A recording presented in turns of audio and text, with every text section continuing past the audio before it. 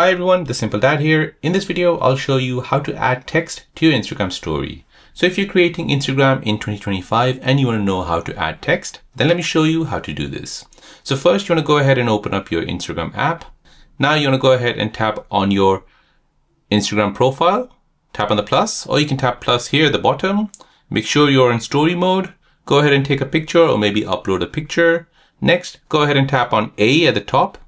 And now here you can go ahead and add your text.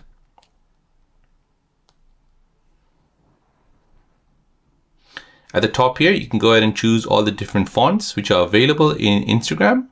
And second option, you can go ahead and choose the colors.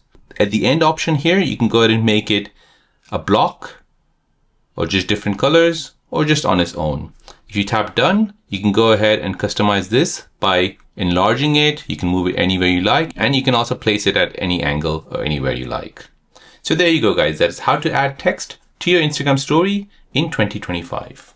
If you're new on the channel and you want to find out more about your iPhone, your Android phone, or any other social media apps, then don't forget to subscribe to this channel to become a part of the Simple Dad community. Hit the like button if you find this video useful.